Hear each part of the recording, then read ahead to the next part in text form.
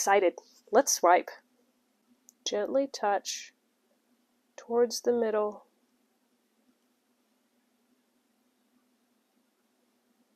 So cool. Oh, the lacing is stunning. Hey everybody, it's Anna. Welcome back to my Fluid Art channel. Thank you so much for stopping by.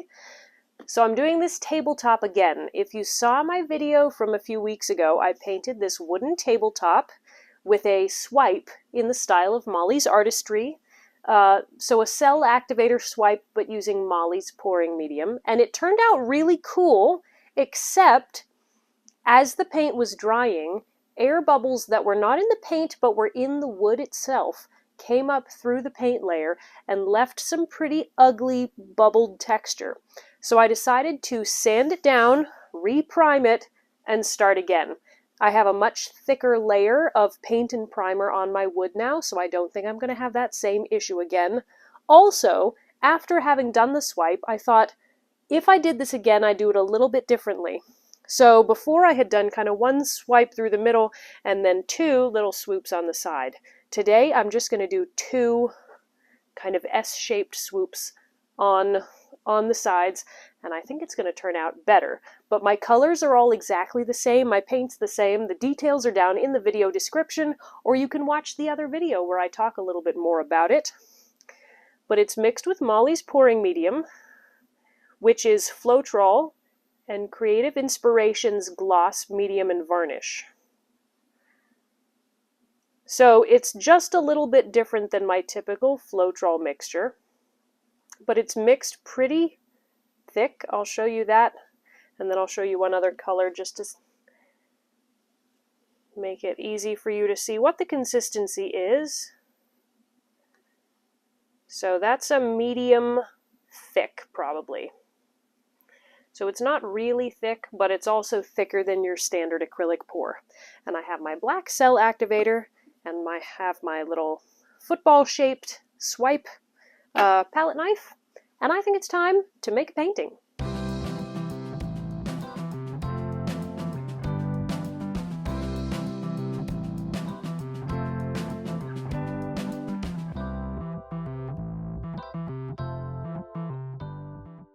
So I'm going to start by putting out my pillow paint. The pillow is the name for the base paint in a bloom pour. It's usually a nice thick paint, and it's the base layer that your colors slide across. If you're doing a Dutch pour, your base is not a pillow. This is a pillow. You see how thick it is? That's why it's called a pillow, because your colors sit on top. So I have just a few air bubbles. Let me see if I can torch some of those out first. Nah, we'll get more of those later. Okay, so the different way I'm going to do it, instead of having a stripe of color and then two kind of puddles of color, it really looked the best when it went in that lovely kind of S-shaped pattern. So I'm going to make a puddle of color right here, and I'm going to swipe it towards the middle and out. And then I'll go to the other side and do the same. I was thinking about, do I want to make both of my puddles at the same time? And I think I'm going to do them one after the other, so that if I want to change anything, I can. But this puddle, it's not going to be a really round,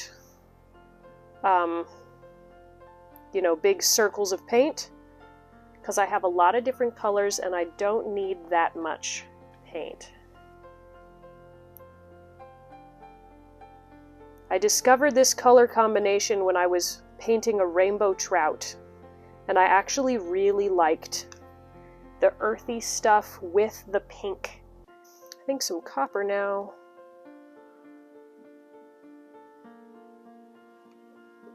Okay, time for my metallics. So I'm going to layer a Payne's gray here, and then on top of the Payne's gray I'm going to put my one interference pigment. This is TLP Velvet, and I'll put that right on top of the Payne's gray so that it has something to shine on top of.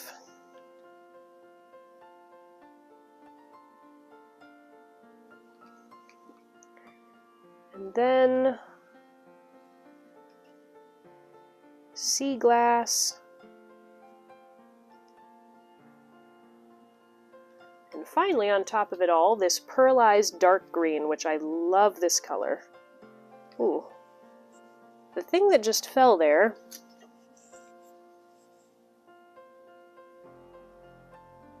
was a lump. So pull that out. I've used these paint colors a few times, so I think there might be lumps lurking around the edges of the cups.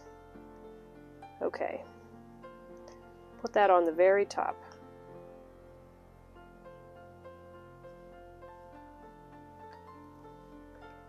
That is a beautiful little thing of colors. I'm going to remove these dots of pink so that they don't get in the way. Then I'll take my palette knife and I'm going to put some cell activator onto it. You don't need a really thick layer, but you want enough that it's going to stretch and last for a long time. But you don't want so much that it's going to be dripping off. So I can turn it like this and it's not dripping off, which means it's about right. Okay, so I'm close to the middle here. I'm going to start here on this edge and I'm going to move towards the middle and then down and out. I'm excited. Let's swipe.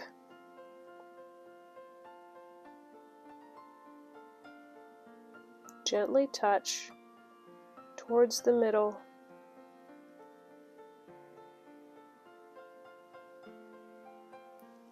So cool. Oh, the lacing is stunning. I love that. Love it. I think for the next one I'd like a little bit more of the copper. So I'll still put this green down on the bottom.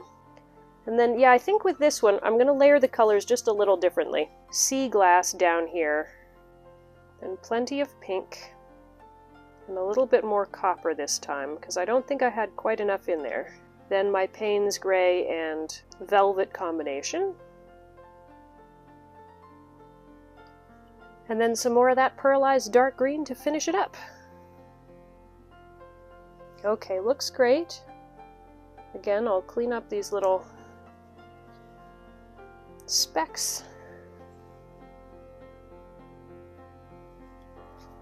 I'm going to swipe the same way, in and then out.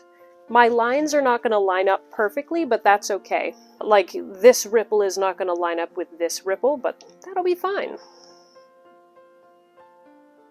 I didn't quite get all the paint off there the first time. I want to make sure that I'm swiping a nice clean layer of cell activator, not smudged with other paint. Okay, let's swipe this second side.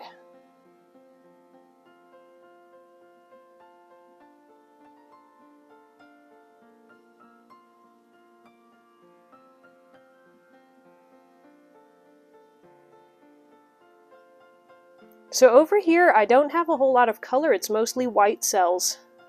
And then over here, I have really big cells opening up. That's interesting. It's possible that I didn't push quite hard enough to pull those colors across, and that's why there's not a lot over here. But that's fine, because this is all going to get stretched, and I think a lot of this is going to go off of the edge anyway. Okay, I'm going to move my colors out of the way, because it's almost time to spin it. I'm going to torch one more time.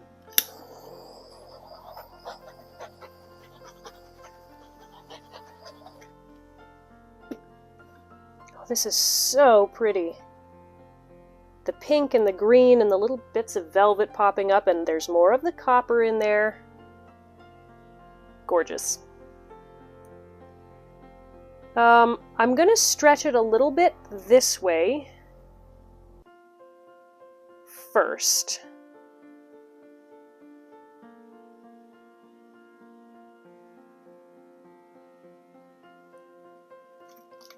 That way, you know, what we have in the middle is what I want to keep.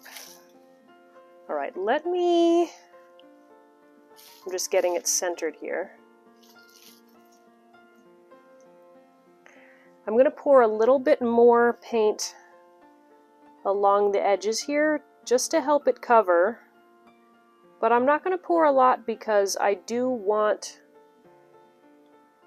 a fair amount of that pattern to go over the edge. So this is just going to help it start to flow evenly.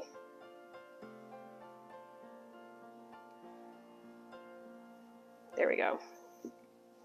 All right, let's give it a gentle spin to see how it starts opening up.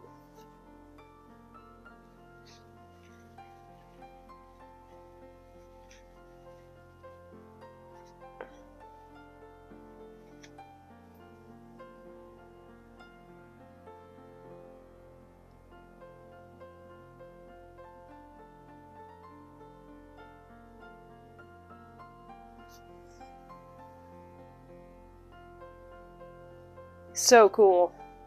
Alright, so this is already starting to cross the edge. I think I must have mixed my pillow paint a little thinner this time around because everything is stretching just a little bit easier. It's all flowing faster, and there's nothing wrong with that. I actually kind of like having a thinner pillow as long as you still get the color layering that you're looking for. I'm going to move the whole thing just slightly to this side because I want more of it to start crossing that way, but just slightly off center.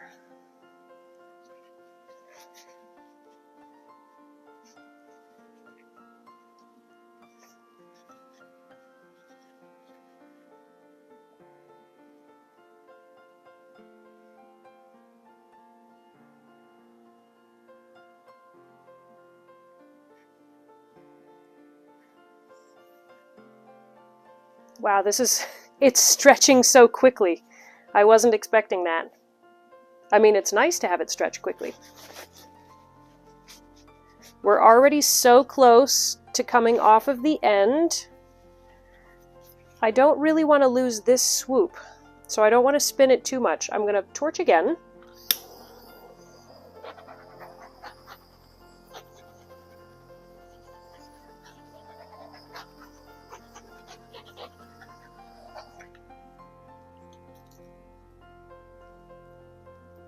I'm going to push it a little bit further so that it stretches that way instead of off of this end.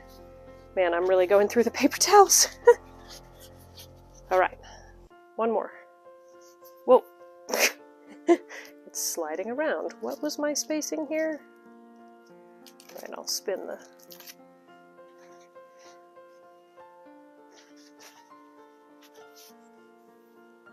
Okay, I don't want to lose that. And this is, it's approaching the end.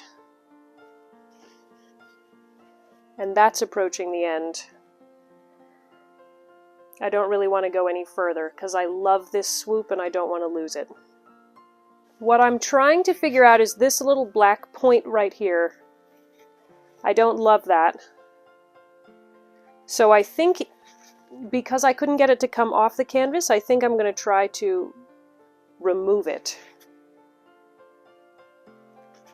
You know, kind of smooth it out.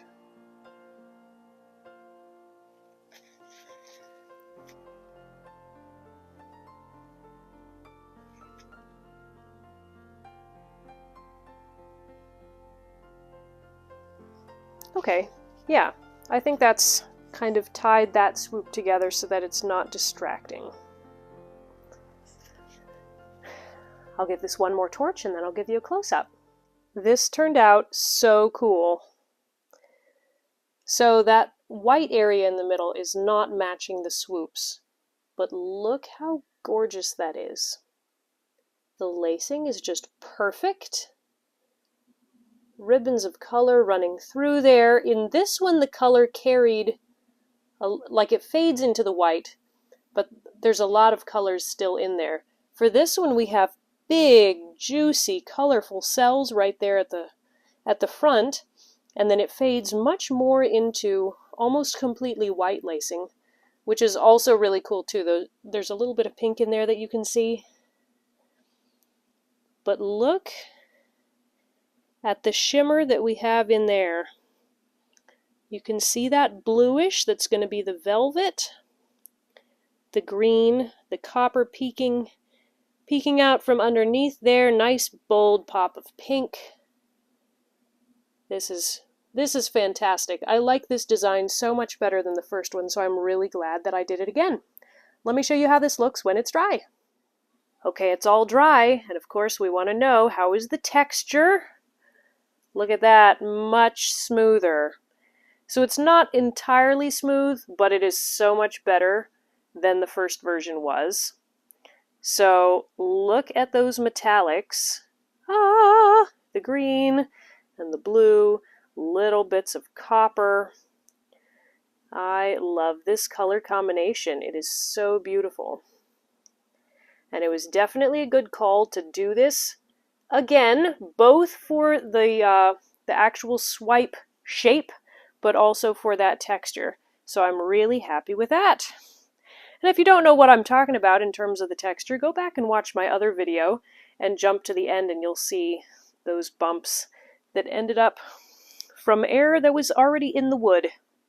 Anyway, I'm really happy with this, and I'm going to put a coat of resin on this to make it into a tabletop, and so that video will be coming a little bit later. But thank you for joining me for this one. I hope it inspired you to try something new. Sometimes you have to try 2 or 3 times before you achieve your vision, and that is okay. I can't wait to see you all in the next video. Bye guys!